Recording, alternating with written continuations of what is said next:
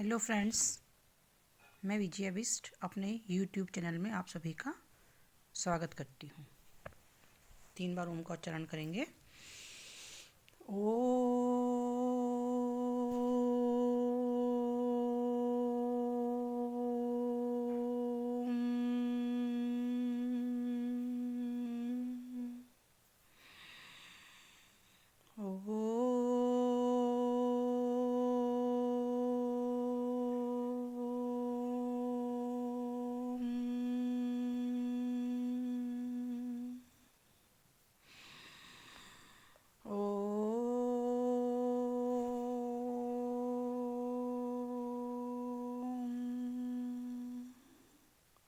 ओम भूर्भुवः स्वः तस्य वितुर्वरेण्यं भर्गो देवस्य धीमहि धियो यो न प्रचोदयात्।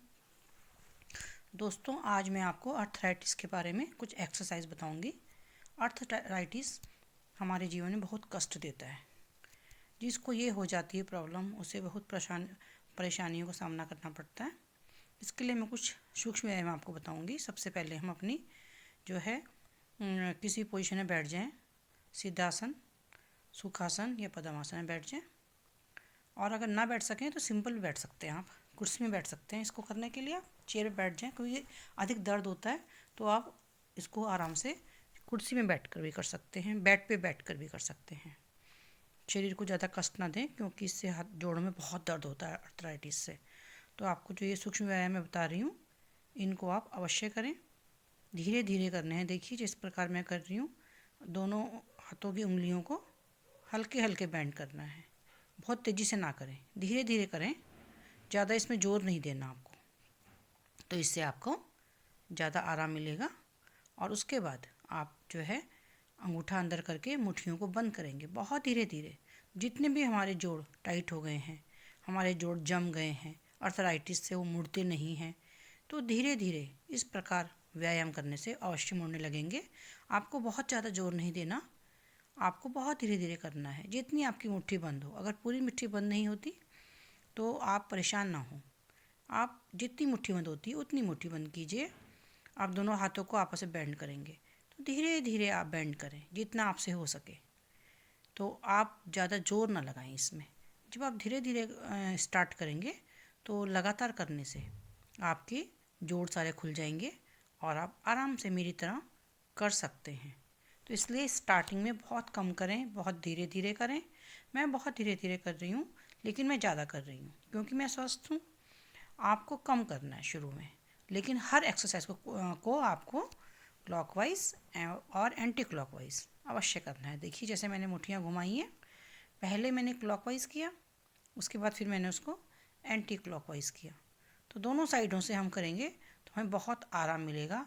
हमारे पूरे जोड़, जितने भी हमारे आर्थराइटिस की वजह से जाम हो गए हैं जोड़, वो धीरे धीरे खुल जाएंगे। ऐसा आप कम से कम 5 मिनट तक अवश्य करेंगे। उसके बाद आप थोड़ा सा रेस्ट भी कर सकते हैं। थोड़ा सा अगर थक गए हैं, थोड़ा रेस्ट कीजिए। उसके बाद देखिए, दोनों हाथों को सामने लाकर कंधों तक लेके जाइए। मेरे कंधे तक हाथ पूरे जा रहे हैं। अगर आपके कंधे तक हाथ ना जा पाएँ तो आप जहाँ तक हाथ जा पाएँ उतना ही कीजिए। ये सूक्ष्म व्यायाम हर बीमारी में काम आते हैं। पहले भी मैं इसके बारे में आपको बता चुकी हूँ, इनको करके दिखा चुकी हूँ।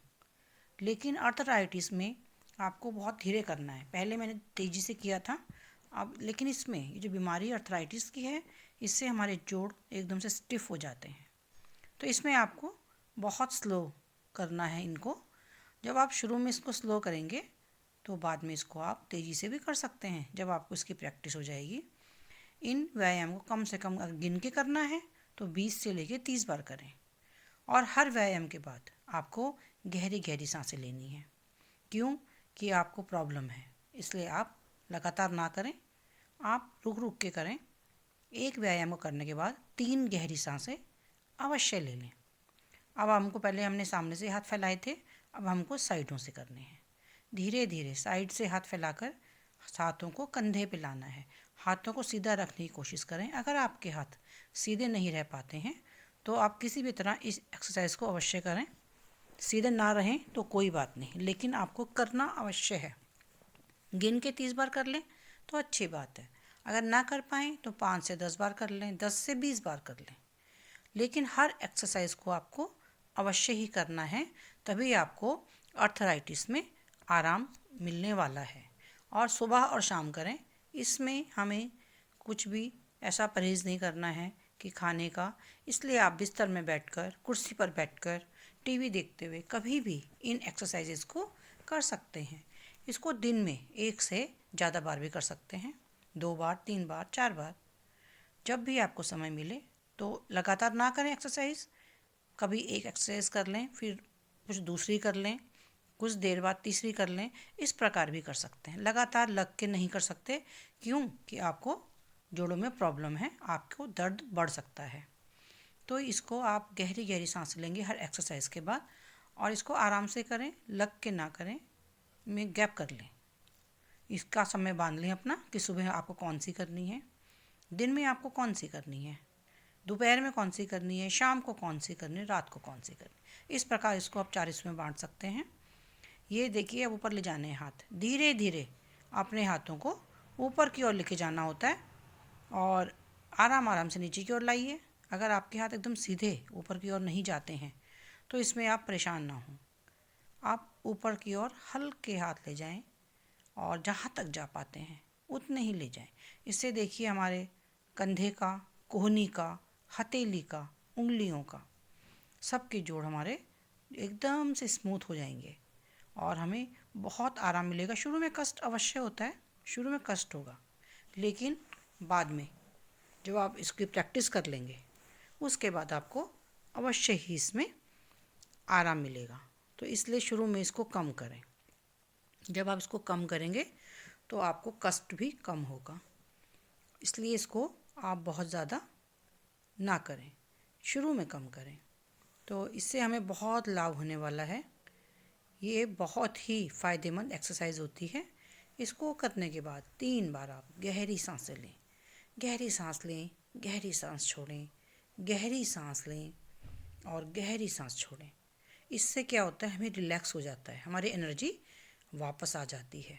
अब हमको दोनों कंधों में हाथ रखना है और हमें कोहनियों को राउंड राउंड घुमाना है। कोहनियों को आगे से मिलाते हुए पूरा पीछे तक ले जाने की कोशिश करें। अगर आपकी पीछे तक कोहनी नहीं भी जाती तो कोई बात नहीं, जितनी जाती हैं उतना तो करिए, लेकिन करना अवश्य ही है। हर एक्सरसाइज को बहुत ज़रूरी करना है, ये सूक्ष्म व्यायाम कहलाते हैं, इनको आप अवश्य करें। सर्वाइकल वालों के लिए भी ये बहुत फ़ायदेमंद एक्सरसाइज है और जिनको अर्थराइटिस है उनके लिए भी ये बहुत ही फ़ायदेमंद एक्सरसाइज है। इसको आप क्लॉकवाइज और एंटी क्लॉकवाइज दोनों साइडों से करना पड़ता है। जब आप इसको आगे से पीछे की ओर ले जाते हैं, फिर उसको पीछे से आगे की ओर लाते हैं तो ही फ़ायदा होता है, क्योंकि हमको मूवमेंट दोनों साइड से चाहिए होता है। इसलिए क्लॉकवाइज और एंटी क्लॉकवाइज दोनों साइडों से करें, तभी आपको फ़ायदा होगा।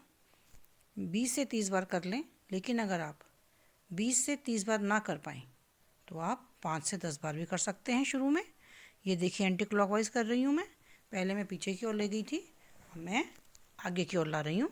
तो क्लॉकवाइज और एंटी क्लॉकवाइज दोनों साइडों से हमें इसको करना अवश्य है, केवल हमको एक साइड से नहीं करना होता है। देखिए मैं कितना आराम आराम से कर रही हूँ, आराम से अर्थराइटिस वालों के लिए कर रही हूँ, क्योंकि अर्थराइटिस में हमारे जोड़ एकदम स्टिफ हो जाते हैं। तो इसलिए आराम से ही करिए इसको आप। उसके बाद आप गहरी गहरी सांसें लीजिए। गहरी सांस लेंगे तो आप जो एनर्जी है वो वापस आती है, आप थोड़े से रिलैक्स हो जाते हैं। अब आपको दोनों हथेलियों को, कलाइयों को पकड़ना है और पहले राइट साइड खींचना है, आपस में एंटी प्रेशर करना है। एंटी प्रेशर मतलब एंटी खींचना है हाथों को, दोनों हाथों को आपस में खींचेंगे तो जोड़ हमारे लूज़ होते हैं। देखिए इस प्रकार राइट साइड खींचेंगे, लेफ़्ट साइड खींचेंगे, इससे भी आपको बहुत फ़ायदा होने वाला है। इनको इस सर्वाइकल के लिए भी फ़ायदेमंद है। दोनों हाथों को नीचे कर लेंगे। अब दोनों हाथों क्रच बना लेंगे। जहाँ पर हम चुटिया बनाते हैं, क्लिप लगाते हैं, वहाँ पर हाथों को प्रेशर देके एंटी प्रेशर देना है। मतलब सिर को हथेली की ओर प्रेशर देना है और हाथों को सिर की ओर प्रेशर देना है। इसको भी 3 से 5 बार अवश्य करें। वैसे तो 10 बार करें, लेकिन शुरू में 3 से 5 बार अवश्य करें। इसी प्रकार माथे पे भी करें। एंटी प्रेशर, हथेली को माथे की ओर, माथे को हथेली की ओर एंटी प्रेशर देंगे तो हमारी गर्दन में बहुत जोर पड़ता है। जितने भी हमारे जोड़ हैं एकदम सब फ्लेक्सिबल हो जाते हैं। ऐसे ही हमें चिन के नीचे हाथ रख के एंटी प्रेशर करना है। चिन को हथेली की ओर, हथेली को चिन की ओर एंटी प्रेशर करें। एंटी प्रेशर करने से आपको बहुत ज़्यादा इससे प्रेशर पड़ता है। फिर हम राइट साइड से करेंगे। कान के ऊपर हाथ रखना है, कान को नहीं बंद करना, कान के ऊपर हमको हाथ रखना है। कान के ऊपर हाथ रखा और एंटी प्रेशर किया। ऐसे ही लेफ्ट साइड में कान के ऊपर हाथ रखना है, सिर को हथेली की ओर, हथेली को सिर की ओर एंटी प्रेशर आप अवश्य करें। इससे आपको अवश्य ही जो है अर्थराइटिस में लाभ मिलने वाला है। मैंने आपको पहले ही बताया कि हमको अनुलोम विलोम और कपालभाति प्राणायाम 2 तो अवश्य ही करने होते हैं। हर प्रॉब्लम में, जो भी आपको प्रॉब्लम है शारीरिक, उसमें आपको 2 ही प्राणायाम अवश्य करने हैं। कपालभाति प्राणायाम, देखिए जैसे मैं कपालभाति प्राणायाम कर रही हूँ, सांस को नासिका से बाहर की ओर धक्का देना है।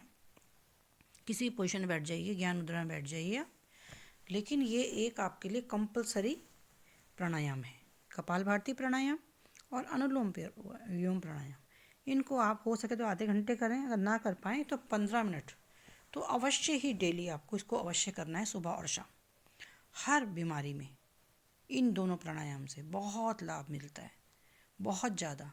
अनुलोम विलोम में भी राइट से दबाएंगे और लेफ़्ट से सांस लेंगे, लेफ़्ट को दबाएंगे, राइट से छोड़ेंगे, राइट से लेंगे और लेफ़्ट से छोड़ेंगे। इस प्रकार पूरा क्रम होता है हमारा। एक हाथ को ज्ञान मुद्रा में रखेंगे और राइट हैंड से हम ये क्रिया करेंगे।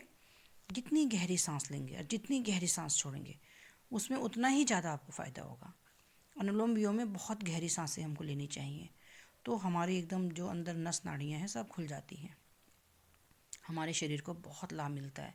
जितने हमारे ब्लॉकेज होते हैं शरीर के अंदर, बहुत ब्लॉकेज आ जाते हैं हमारे खान पान की वजह से, हमारे गलत रहन सहन की वजह से, तो वो सब हमारे बिल्कुल ठीक हो जाते हैं अनुलोम विलोम से और कपालभाति से। इसलिए इन दोनों प्राणायाम को आप रोज़ सुबह और शाम आधे घंटा अवश्य ही करने की कोशिश करें और गहरी सांसें लेने की कोशिश करें। छोटी सांसें नहीं लेनी चाहिए। इसके बाद हमें थोड़ा आराम भी अवश्य ही करना चाहिए। थोड़ा आराम करें तो आपको बहुत ही लाभ मिलने वाला है। ओम।